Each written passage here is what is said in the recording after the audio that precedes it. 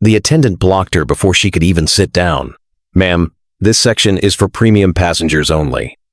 Evelyn Harris froze, boarding pass in hand, seat 2C printed clear as day. She'd paid for it weeks ago. But the eyes on her cardigan, her modest purse, her skin, they said she didn't belong. The murmurs in the cabin began, and someone's phone was already recording. What the crew didn't know was that Evelyn's son was only minutes away, and he wasn't just another passenger. 10 minutes from now, the entire cabin crew would be replaced, and the airline CEO would be on the phone begging to fix the damage. Where are you listening to this story from? Tell me in the comments, and don't forget to subscribe so you never miss the moments that change everything. Now, let's go back to the moment Evelyn stepped onto Flight 218. The attendant blocked her before she could even sit down. "Ma'am, this section is for premium passengers only." Evelyn Harris froze, boarding pass in hand, seat 2C printed clear as day. She'd paid for it weeks ago. But the eyes on her cardigan, her modest purse, her skin, they said she didn't belong. The murmurs in the cabin began, and someone's phone was already recording. What the crew didn't know was that Evelyn's son was only minutes away, and he wasn't just another passenger. 10 minutes from now, the entire cabin crew would be replaced, and the airline CEO would be on the phone begging to fix the damage. Where are you listening to this story from? Tell me in the comments, and don't forget to subscribe so you never miss the moments that change everything. Now, let's go back to the moment Evelyn stepped onto Flight 218. The boarding bridge smelled faintly of coffee and jet fuel. It was the kind of scent that meant you were minutes away from being in the air. Evelyn Harris adjusted the silk scarf at her neck and stepped into the warm glow of the first-class cabin. She had done this before, not often, but enough to know the little rituals. Place the bag in the overhead. Sit. Breathe. She didn't make it to her seat. A flight attendant, in a crisp navy uniform, stepped directly into her path, blocking the aisle with a polite smile that didn't touch her eyes. "Ma'am, first class is reserved for premium passengers only." Evelyn blinked, unsure she'd heard right. She looked down at the boarding pass in her hand to see first class. "I am a premium passenger." The attendant's tone stayed pleasant, but the way she glanced at Evelyn's cardigan and modest purse felt like a silent measurement. "Could I see your ticket again?" Evelyn handed it over without hesitation. The woman scanned it quickly, then shook her head. This says 2C, but there must have been an error. It's not possible for economy passengers to be seated here." From row 1, a man in a tailored suit leaned toward the aisle. "Is there a problem?" he asked. "Just making sure everyone is in the right section," the attendant replied, loud enough for other passengers to hear. Evelyn kept her voice even. "I booked this seat weeks ago. I paid for it." The attendant's smile thinned. "Sometimes people aren't familiar with how the booking works. I can help you find your correct seat in the coach." Coach. She hadn't heard that word in years, not since her son had started insisting she fly first class on long trips. Evelyn wasn't easily embarrassed, but she could feel eyes on her now, a few curious, a few pitying. One younger woman, a few rows back, had her phone angled in a way that was far too deliberate to be casual. "I'm exactly where I'm supposed to be," Evelyn said softly. Another attendant appeared, a taller woman with a clipboard. "What's the issue?" "This passenger's ticket must be a mistake," the first one said. "It's not a mistake," Evelyn answered before they could speak over her again.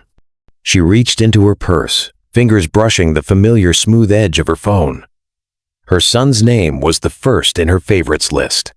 She pressed it once. He picked up on the first ring. "Mama, you at the gate?" "I'm on the plane," she said, keeping her tone calm. "We're having a seating misunderstanding." There was a pause on the line. Then, a quiet, measured reply. "Stay where you are. I'll be there in 10 minutes. She ended the call and slipped the phone back into her purse. The taller attendant arched an eyebrow. And who exactly is coming in 10 minutes? Evelyn adjusted her scarf again. My son. Laughter, thin and dismissive, came from somewhere behind her. What's he gonna do? Buy you a drink in, coach? Evelyn didn't answer. She simply stepped aside, letting the attendant decide whether she was going to block the aisle or let her sit down. The silence that followed wasn't comfortable.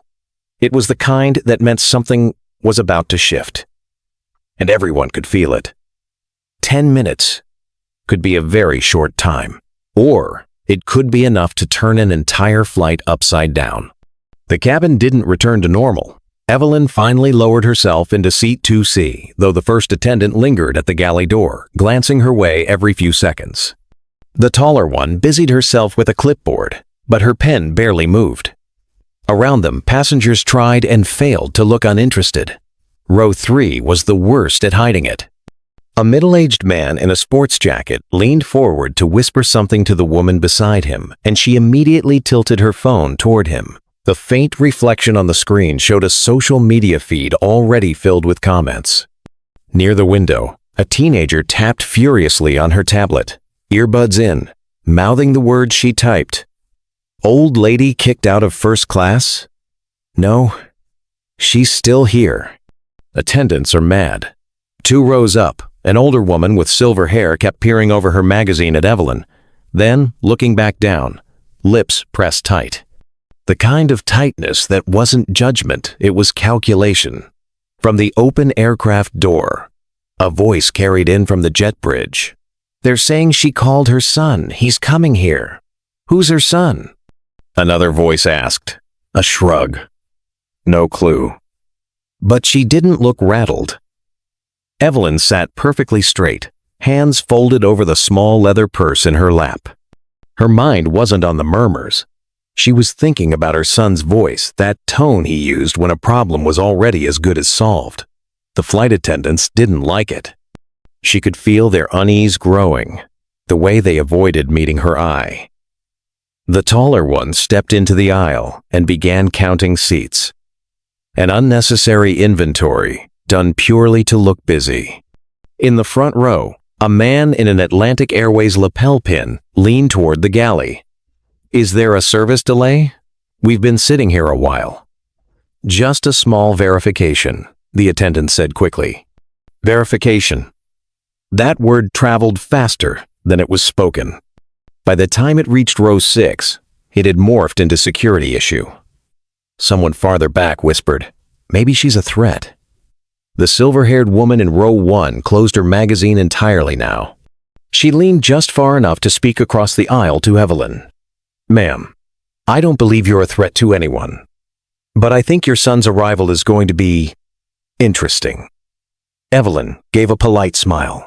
He doesn't enjoy being kept waiting. From the jet bridge, the faint echo of footsteps approached firm, unhurried, unmistakably certain. The murmur in the cabin shifted. It wasn't about her anymore. It was about whoever was coming. The first-class passengers sat a little straighter. The flight attendants glanced at each other like they were about to be inspected. Evelyn reached up, smoothing the silk scarf once more. She didn't need to turn around to know that every eye in the cabin was now aimed at the doorway. Her son had arrived. He stepped into the cabin like it belonged to him. Not in a flashy way, no tailored suit, no designer briefcase. Just dark jeans, a charcoal sweater, and a simple leather satchel over his shoulder. But there was something in his posture, in the way his gaze swept the rows and landed on his mother, that made people sit up straighter without knowing why. Hey, Mama, he said softly, leaning down to kiss her cheek. You all right?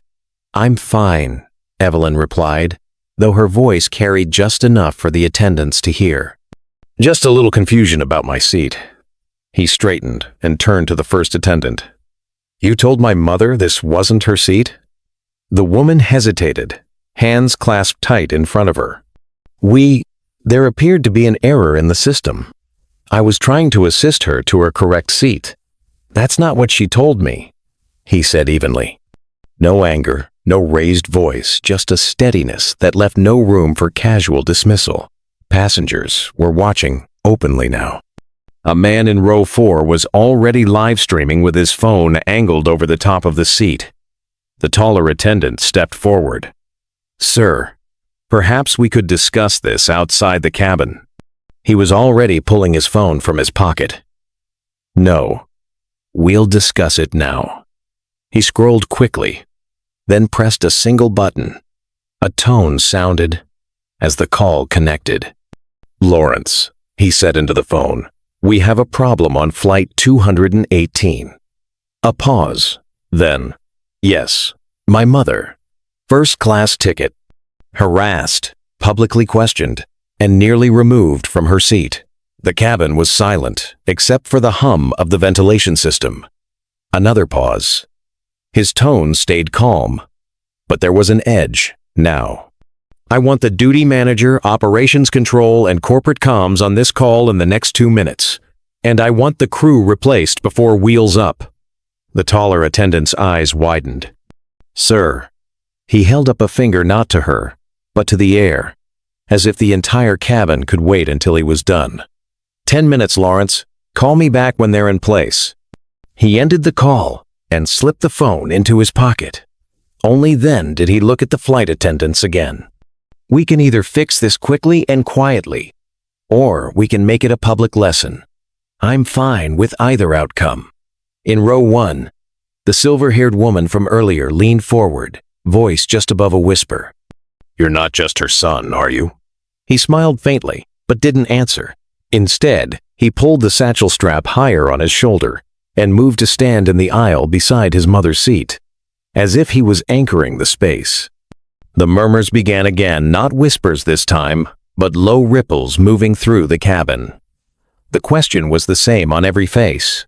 Who exactly was he? And what was about to happen to this flight crew? The first call came less than 3 minutes later. He didn't even look at the screen before answering. "Yes." His tone was clipped, the way people spoke when they were already moving pieces on a board no one else could see. From where Evelyn sat, she could only hear one side of it. "Flight 218. Gate still open. Yes. Replace the cabin crew. All of them. Pull a standby team from rotation. I don't care if it delays departure. We're not pushing back until it's done." The taller attendant shifted her weight from one foot to the other. The first attendant avoided his gaze entirely, now rearranging glasses on the drink cart with hands that weren't steady. He ended the call and addressed them directly. "Operations control will be here shortly. You'll hand over the cabin to a replacement crew. You will not speak to my mother again unless it's to apologize in front of witnesses." The taller one bristled. "Sir, with respect, you can't just—" "I can," he interrupted, "and I just did." A passenger in row 5 let out a low whistle. Someone else muttered, "This guy isn't playing." He reached into his satchel and produced a slim folder, setting it neatly on the empty seat beside Evelyn. "These are the formal complaints I'll be filing. The videos you're worried about? They're already backed up to 3 separate servers." A ripple of discomfort passed through the attendants. The word videos had a way of doing that in 2025. From the jet bridge, 2 ground staff appeared, a man with a headset and a woman in a red supervisor jacket. The woman spoke first. "We've been instructed to facilitate a full crew change for this flight." The man with the headset glanced at the attendants. "I need you to gather your things and step off the aircraft. A new crew is waiting." The silence in the cabin was almost heavy. Everyone was watching the attendants now, the way they froze, the way they realized there was no way to push back without making it worse. The first attendant swallowed hard. We understand." Evelyn's son inclined his head slightly, as though they'd just confirmed a business transaction. Then he turned to the rest of the cabin. "Ladies and gentlemen, I apologize for the delay. It won't be long now." The silver-haired woman in row 1 leaned back with a knowing smile. "You don't fly under the radar, do you?" He allowed himself the smallest of smiles, only until it's time to be noticed. Somewhere in the terminal, The standby crew was already walking toward the gate. And in the space they'd leave behind, it was clear something larger than a seat dispute was unfolding, something the airline wouldn't be able to ignore. The replacement crew arrived with the quiet efficiency of people who'd been pulled from standby before. Fresh uniforms, polished smiles, and eyes that couldn't help darting toward the man standing beside 2C. As the outgoing attendants filed past, a few passengers raised their phones higher. The taller one kept her gaze fixed on the carpet, but the first attendant's eyes flicked up just long enough to meet Evelyn's. There was something there regret, maybe before she turned away. The new lead attendant, a tall black man with a baritone voice, introduced himself to Evelyn first. "Mrs. Harris, I'll be looking after you on this flight. Can I get you a glass of water while we get settled?" Evelyn smiled warmly. "Thank you, David. That would be lovely." Her son's phone buzzed. He checked the screen, then answered with a curt, "Go ahead." He listened for a moment, eyes sweeping the cabin, noting every passenger with a camera. "No, keep them on standby. I'll decide after takeoff if they're necessary." A woman in row 4 whispered to her seatmate. "Necessary for what?" He caught the whisper without turning. "For the next step," he said, voice even, carrying just enough to reach her row. The new crew moved efficiently through pre-flight checks. But beneath the smooth service, there was a current of unease, not from them, but from the gate staff now gathered in a huddle just outside the door. One glanced at him, then spoke quickly into a headset. From the corner of her eye, Evelyn saw him slide a thin leather wallet from his satchel and flip it open. The silver-haired woman in 1A leaned forward, trying to read whatever was on the card. She only caught 3 words before he closed it. Executive access. Board. That was enough to make her sit back sharply. He resumed his place by Evelyn's side, calm as a man waiting for a meeting to start. In the galley, David's voice was low but audible. "Copy that." "Yes, he's on board." "Yes, she's here too." The plane was still at the gate, the jet bridge attached, but the story had already moved beyond this cabin. Passengers knew it. The crew knew it. And the airline's control center, wherever it was, definitely knew it. From the open doorway, a ground supervisor stepped in, phone in hand. "Sir," she said carefully, "you're going to receive a call in about 30 seconds. I think you'll want to take it." He nodded once. "Put it through." The buzz of conversation in the cabin dropped. People were leaning into the moment without even realizing it. Something was about to break, and everyone could feel the weight of it, like the pause before a storm hits. The call came in as promised, a sharp trill that cut through the hushed cabin. He answered without haste, one hand resting lightly on the headrest of 2C. "This is Harris." A pause. His expression didn't change, but the energy in the air shifted, as if the conversation was a fuse being lit. "Yes. I'm on flight 218 with my mother. I'm aware of the delay. I'm also aware that 2 of your crew saw fit to publicly challenge her right to sit in the seat she paid for." A longer pause this time. The passengers closest could hear only one side, but his voice had the clarity of someone who wanted every word overheard.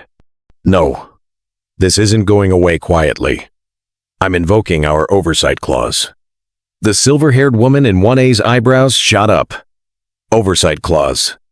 That wasn't the language of ordinary customers. "Yes, I want the board informed.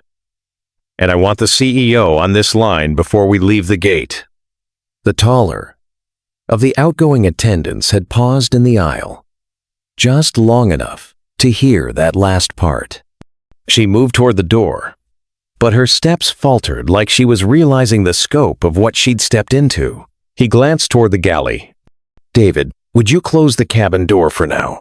We're not departing until this conversation is finished." "Yes, sir." The new lead attendant's tone left no doubt he understood exactly who he was dealing with. From his seat, a man in row 4 whispered to his neighbor, "Board? CEO? What is this guy?"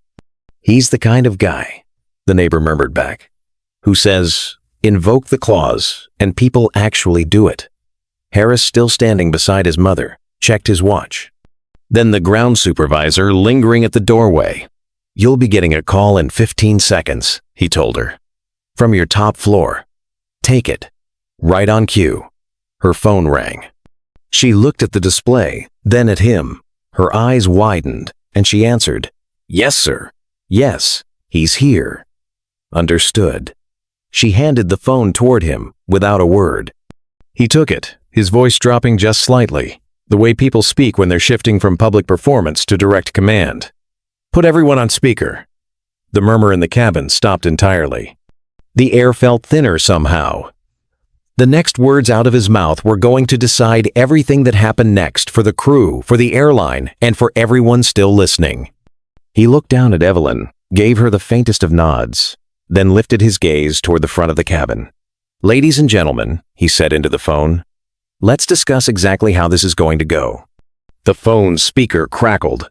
Then a woman's voice came through, steady but clipped, the voice of someone used to being the highest authority in the room. "This is Marlene Carter, CEO of Atlantic Airways. Who am I speaking with?" He didn't bother with a preamble. "Jonathan Harris, majority shareholder of Bluestream Capital. We hold 18% of your airline." The silver-haired woman in 1A drew in a sharp breath. A businessman in row 3 nearly dropped his phone. There was a pause on the line. "Mr. Harris, I was unaware you were on board." "That's the first problem," he said evenly. "The second is that your crew thought it acceptable to humiliate my mother in front of an entire cabin, despite her having a paid first-class ticket and valid identification. I'm told there was a misunderstanding." "This isn't a misunderstanding," Harris cut in. "This is a failure of training, oversight, and basic human decency. And, as a shareholder, I consider it a breach of your customer equity policy."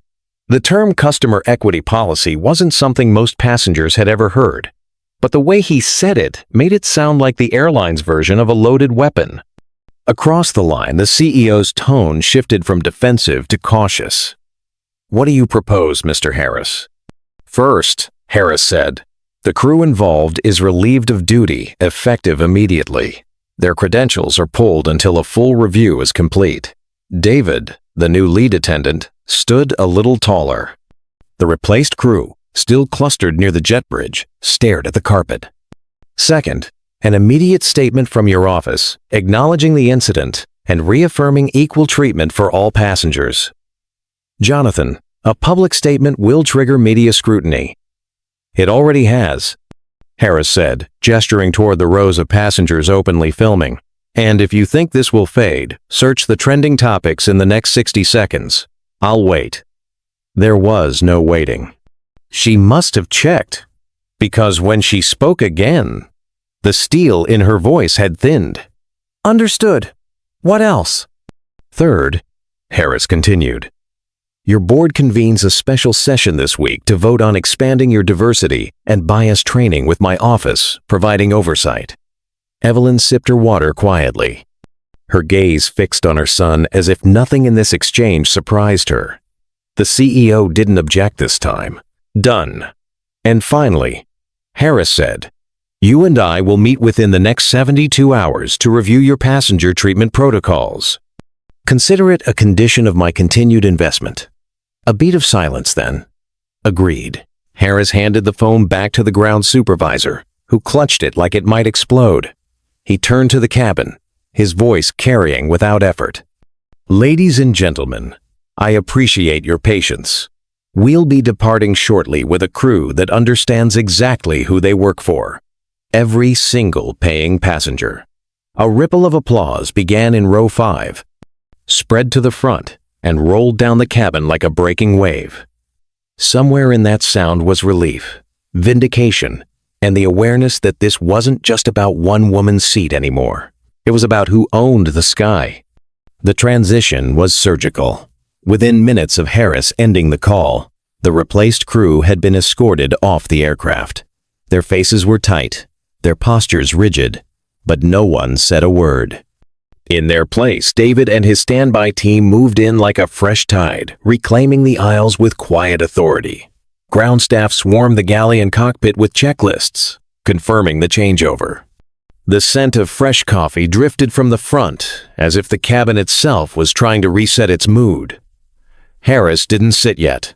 He remained in the aisle beside Evelyn, phone in hand, firing off short, clipped messages. Statement drafted. Release within 30 minutes. Legal copy to my office before public post. Ops to confirm crew replacement logged in manifest. Passengers weren't pretending to ignore him anymore. They watched openly, like witnesses to a live negotiation. The silver-haired woman in 1A spoke up. "Mr. Harris, are you actually running this from the plane?" "Yes," he said without looking up. "Because there's no reason to wait until landing to fix a broken system." From the open cockpit door, the captain, not the one who'd boarded earlier, stepped out.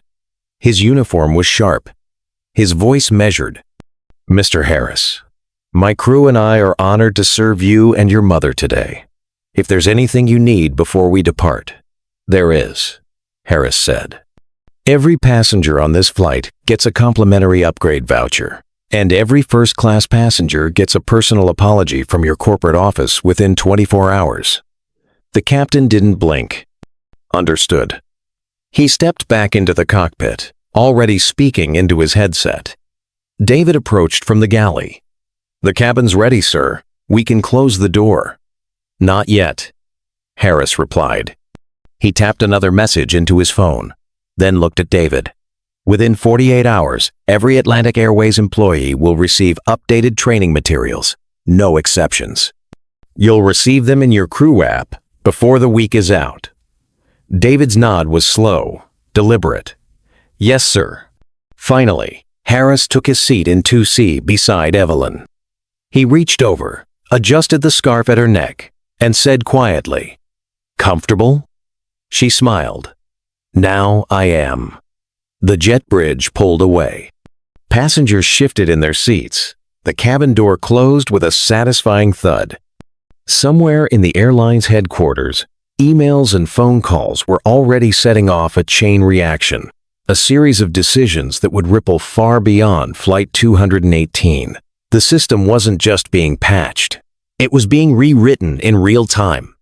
3 hours later, while Flight 218 was still slicing through clear skies over the Midwest, a different kind of turbulence hit Atlantic Airways headquarters. Conference Room 4B had been hastily converted into a war room. Screens along the walls streamed 3 feeds: the live trending chart from social media, the airline stock price inching downward, and a secure video link with Jonathan Harris still seated comfortably in 2C. Evelyn sat beside him. Sipping tea like this was just another travel day. On the other end of the call, CEO Marlene Carter, flanked by her legal counsel and head of operations, looked like they'd been awake for 36 hours straight.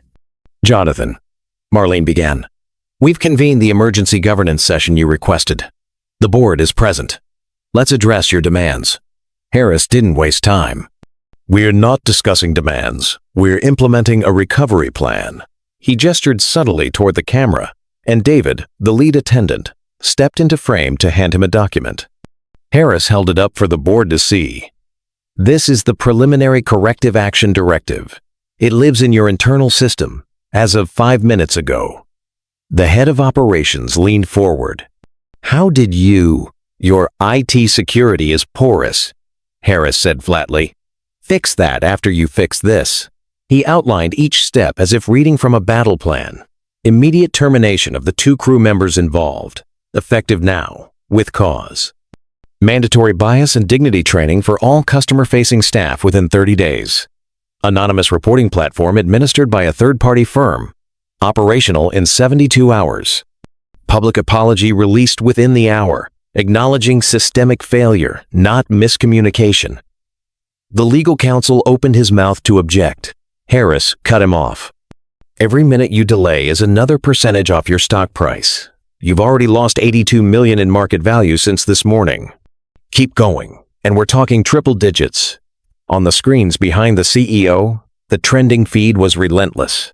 Clips from the cabin passengers narrating in real time, Evelyn's calm defiance. Harris's measured commands were now stitched into compilations under headlines like "When the Passenger Owns the Sky" and "Real-Time Corporate Justice." Board member Luis Ortega, an older man with steel-rimmed glasses, leaned toward his camera.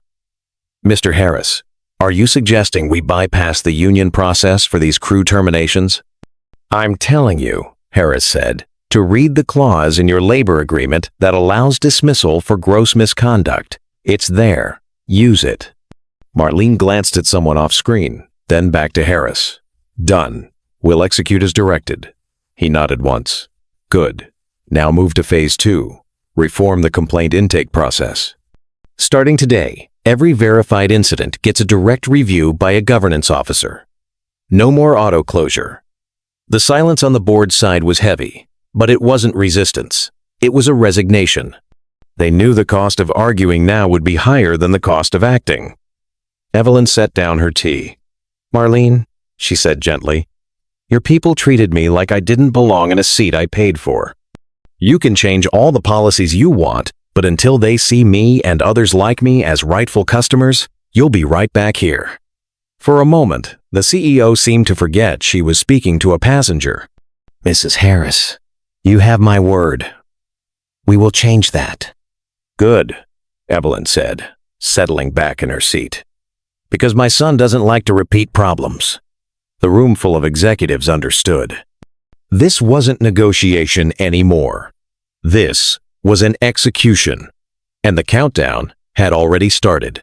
By the time Flight 218 touched down in Chicago, the story had already broken past the aviation world.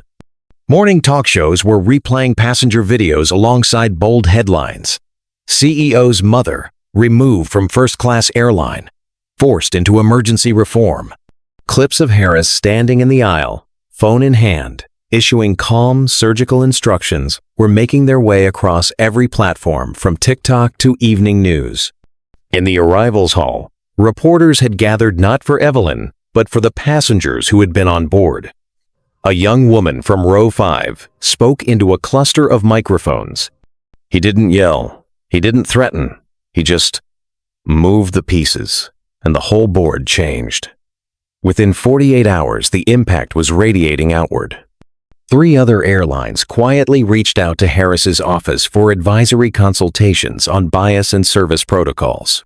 2 major hotel chains announced their own anonymous reporting systems for discriminatory incidents, crediting recent events in the airline industry for the change.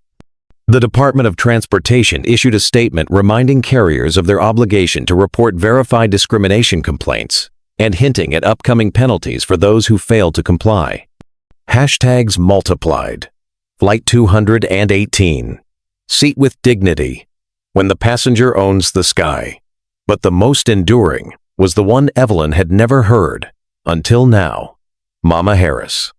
Evelyn's photographed silk scarf, calm gaze, hands folded in her lap was splashed across articles and thick pieces. The face that grounded a flight, read one. Another, in a business journal, declared, "Jonathan Harris shows how to leverage capital for culture change." Harris's own phone lit up with messages from CEOs, advocacy groups, and even a senator's office requesting a meeting. His assistant filtered ruthlessly, but still, the stack of calls he returned each day grew taller. At Atlantic Airways, the first wave of changes hit immediately. Crew training schedules rewritten, HR intake processes re-engineered, a dedicated hotline launched. Passenger satisfaction metrics ticked upward within the week. But it was the conversations happening in break rooms, hangars, and crew lounges that mattered most. Flight attendants whispered about what happened on 218 as if it were part cautionary tale, part rallying cry. Gate agents swapped screenshots of the new protocols like they were battle plans. And somewhere in all of it, Evelyn returned to her quiet routines. She still took her weekly flights, still wore her silk scarves, and still ordered tea. But now, no one asked her if she belonged in first class. In the quiet of his Chicago office, Harris looked over the metrics dashboards his team had built, not for investors, but for the culture. Every chart was moving in the right direction. The ripple was becoming a wave.